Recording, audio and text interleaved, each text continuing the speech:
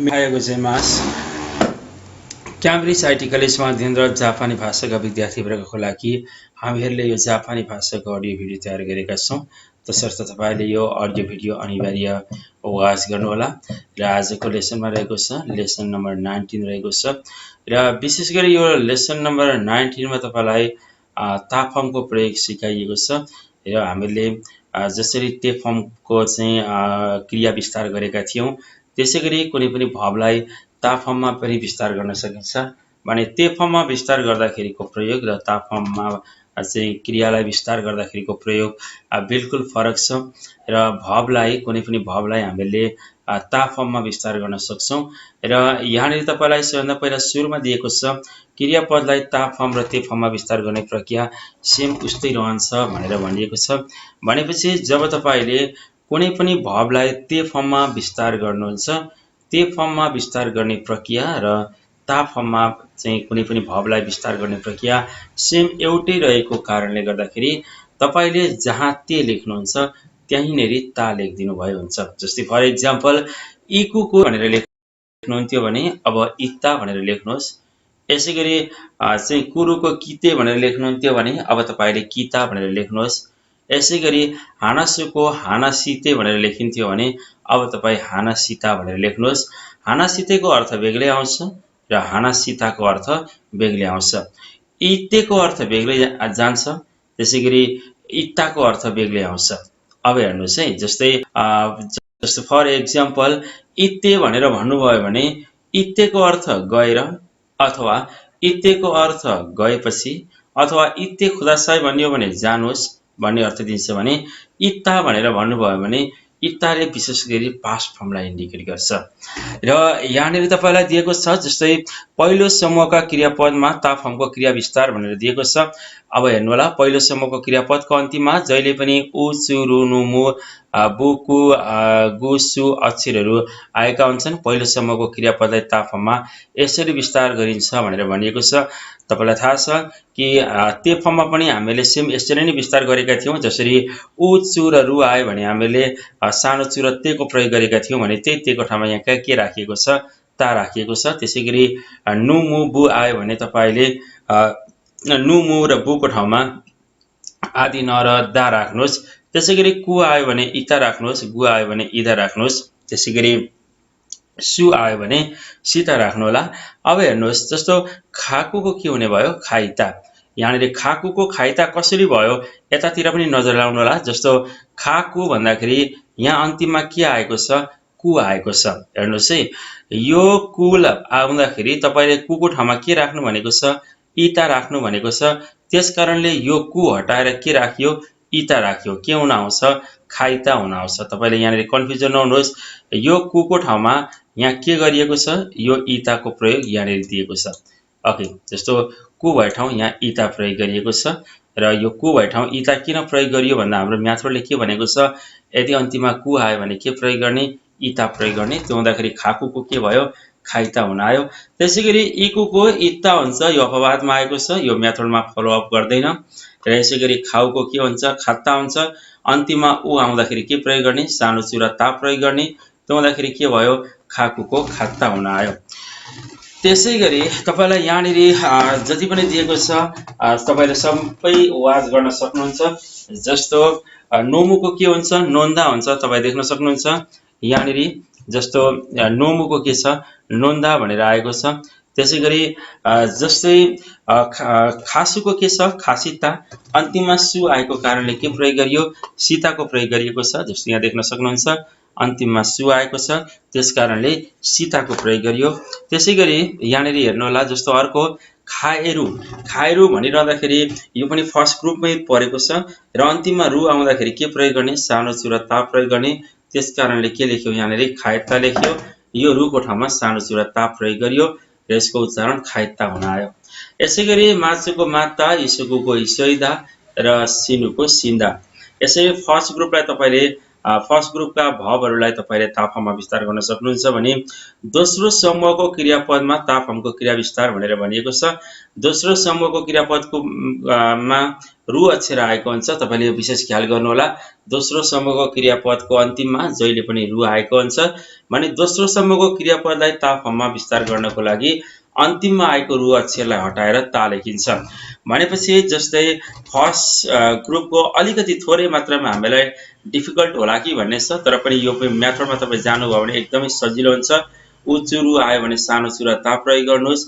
नु मु बु आयो भने नु मु बु र बुको ठाउँमा तपाईँले आदि न र दाको प्रयोग गर्नुहोस्। त्यसै गरी कु आयो भने कुको ठाउँमा इता, त्यसै गरी गु आयो भने गुको ठाउँमा इदा, त्यसै गरी सु आयो भने सुको ठाउँमा सीता प्रयोग गर्नुभयो भने यो ताफाममा चाहिँ फर्स्ट ग्रुपको क्रियाहरू चाहिँ विस्तार हुन्छ भने दोस्रो समूहको क्रियापदमा ताफामको क्रिया विस्तार गर्दाखेरि दोस्रो समूहको क्रियापदमा जहिले पनि अन्तिममा रु आएको हुन्छ र त्यो रु अक्षर हटाएर तपाईले ता लेख्नु भयो भन्ने हुन्छ। जस्तै फर एक्जाम्पल नेहरू, नेहरू भनेको सुत्नु, अब नेहरूको के हुन आयो नेता भन्ने हुन आयो। त्यसैगरी ताबेरू, ताबेरू भनेको खानु सेकेन्ड ग्रुपमा आएको छ र ताबेरूको अन्तिममा आएको रुलाई हटाइदिने, त्यो ठाउँमा के लेख्ने ता लेख्ने।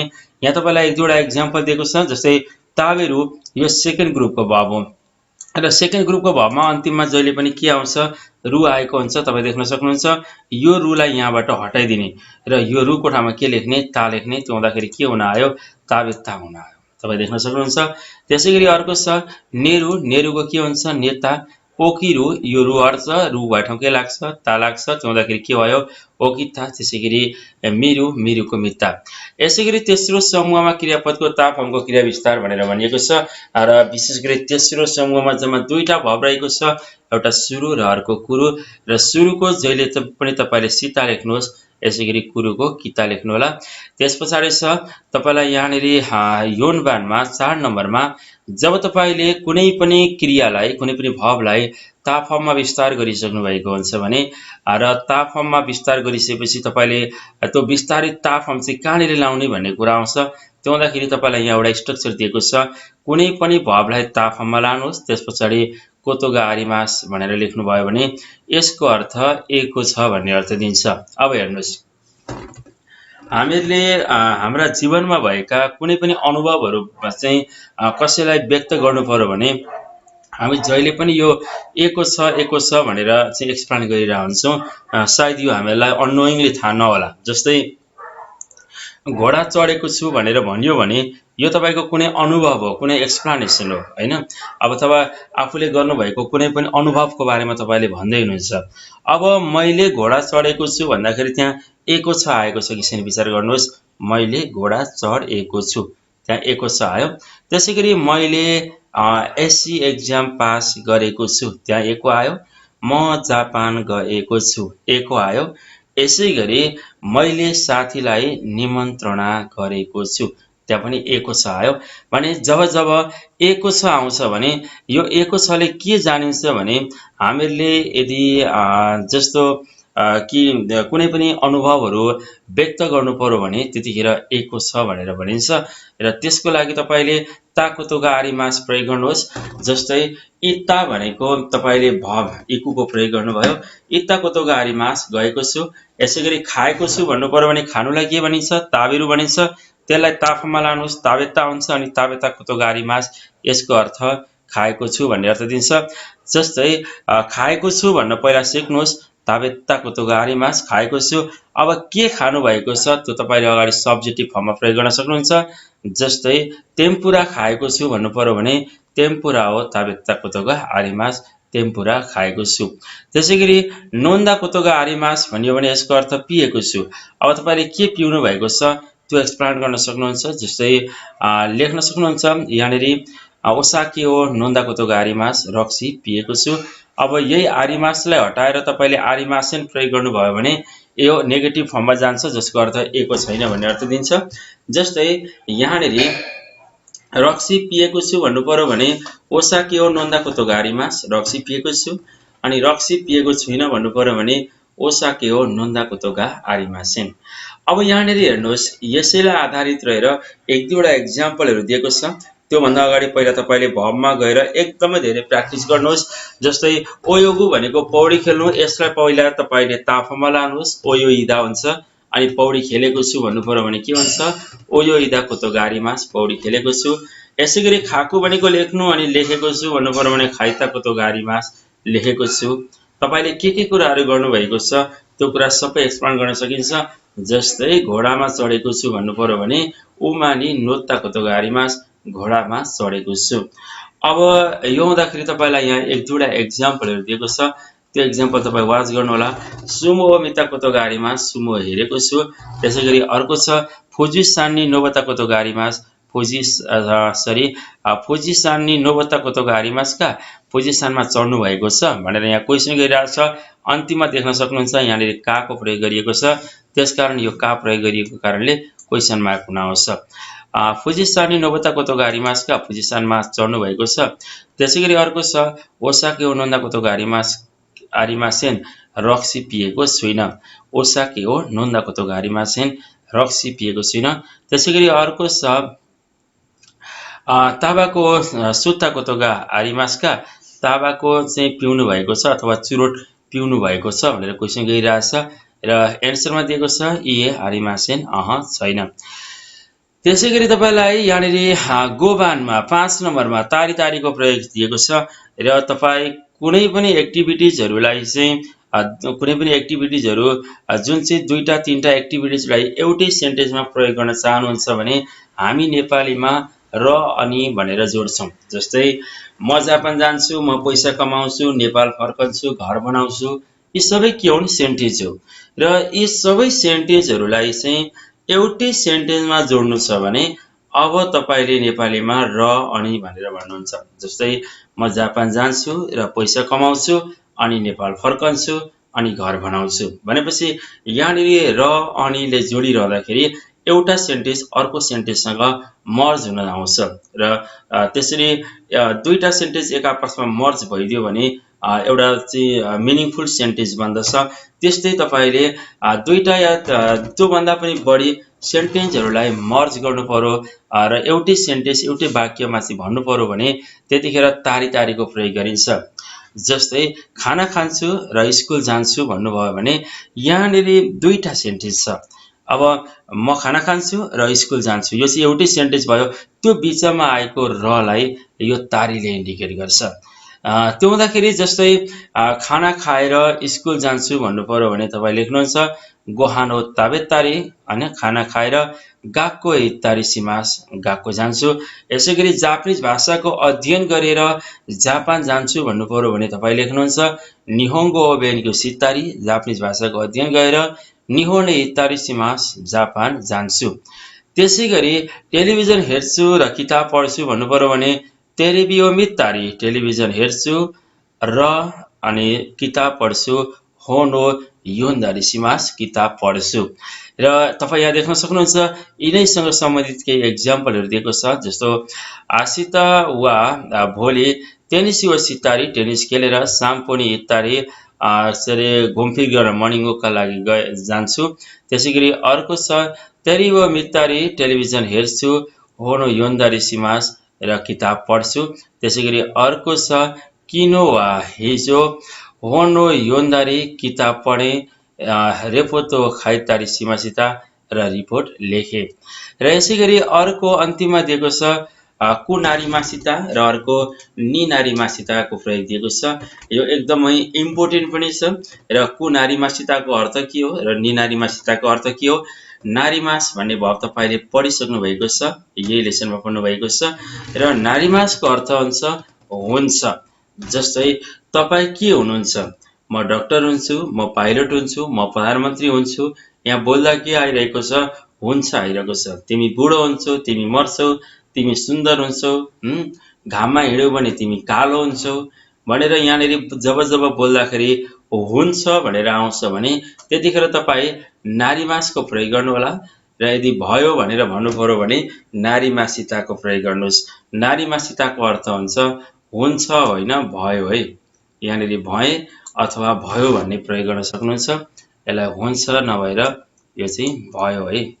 कन्ट्रोल सी, किनभने मासिता फर्म आएको छ ओके, भएँ अथवा भयो, यसरी प्रयोग गर्न सक्नुहुन्छ। र यहाँनिर तपाईँलाई नम्बर 6 मा एकचोटि वाच गर्नुहोला। नम्बर 6 मा दिएको कुराहरू छ।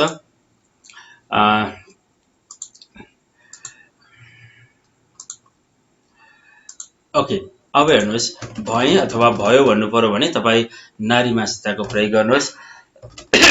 र अब हेर्नुहोस्, यो नारीमासिताको प्रयोग गरिरहँदाखेरि नारीमासिता भन्दा अगाडि कि त तपाईँले कु प्रयोग गर्नुपर्छ कि त निको प्रयोग गर्नुपर्छ। यी दुईटा पार्टिकल मध्ये एउटा प्रयोग गर्ने, कि त निको प्रयोग गर्ने कि त कुको प्रयोग गर्ने। अब कहाँनिर कुको प्रयोग गर्ने र कहाँनिर निको प्रयोग गर्ने, यी दुईटा कुरा छ। जस्तै कुनै पनि इकेयोसी आएको छ भने इकेयोसी आएको अवस्थामा तपाईले अन्तिममा आएको ईलाई हटाएर त्यो ठाउँमा कु नारीमासिता प्रयोग गर्न सक्नुहुन्छ अथवा ईको ठाउँमा कुको प्रयोग गर्न सक्नुहुन्छ। जस्तै गर्मी हुन्छ भन्नु पर्यो भने तपाईँ भन्नुहुन्छ गर्मीलाई आचुई भनेर भनिन्छ, अनि गर्मी हुन्छ भन्नु पर्यो भने अन्तिममा आएको ईलाई हटाइदिने, त्यस पछाडि ईको ठाउँमा कुको प्रयोग गर्ने। किनभने हामीले अगाडि नै भनिसकेका छौँ, यदि इकेयोसी आएको छ भने अन्तिमको ईलाई हटाइदिने, त्यो ठाउँमा कुको प्रयोग गर्ने। त्यो हुँदाखेरि के हुन्छ, आचु कुनारीमास गर्मी हुन्छ, आचु कुनारीमासिता गर्मी भयो। यसै गरी महँगो हुन्छ भन्नु पर्यो भने ताखा कुनारीमास महँगो हुन्छ, अनि महँगो भयो भन्नु पर्यो भने ताखाको नारीमासिता महँगो भयो। जस्तै व्यस्त हुन्छु भनेर भन्नु पर्यो भने व्यस्तलाई इसोगासी भनिन्छ।